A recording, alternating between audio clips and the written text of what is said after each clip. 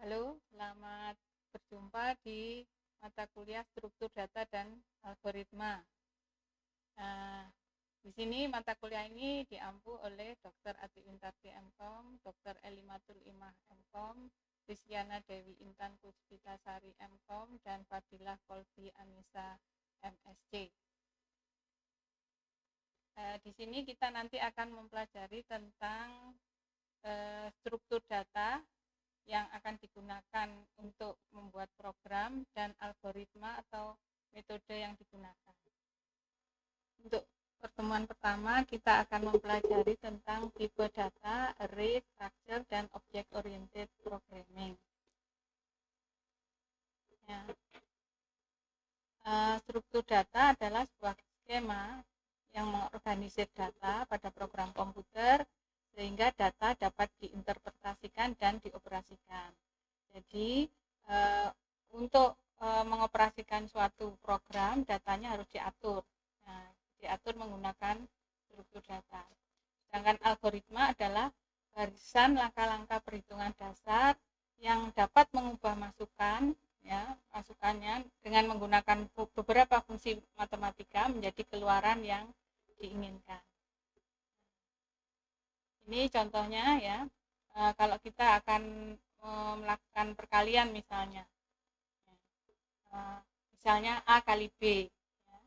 Jadi nanti A kali B itu seperti apa?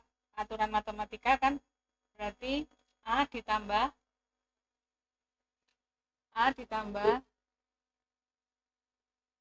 B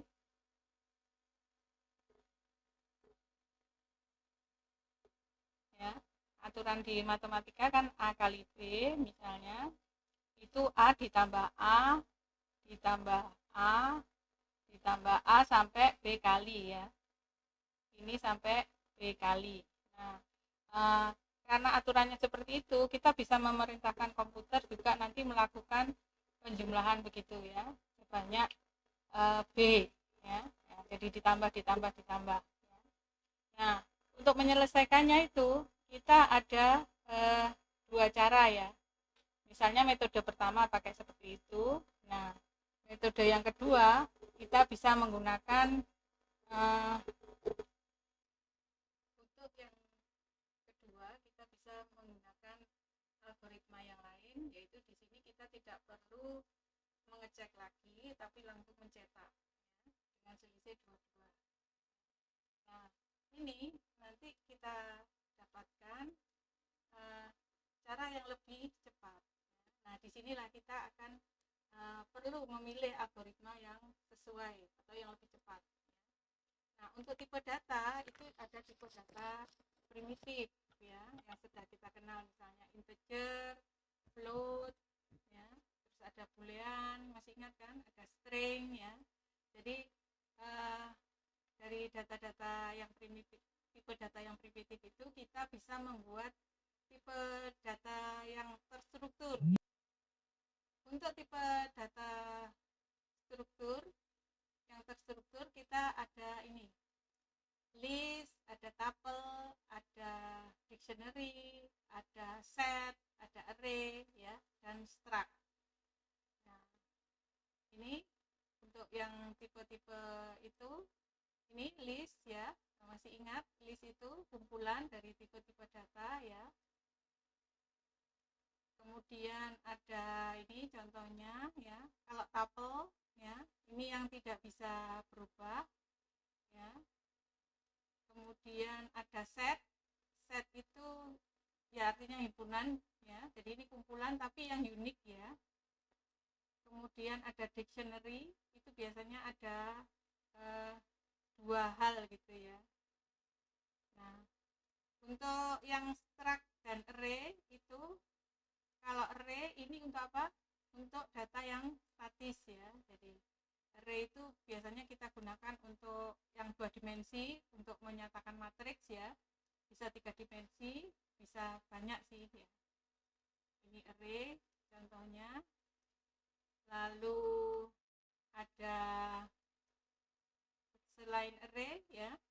Array itu keunggulannya ini sangat cocok ya untuk pengaksesan secara acak ya, tapi fleksibilitasnya rendah ya, dan ini juga keunggulan dan kelemahan yang lain dari array.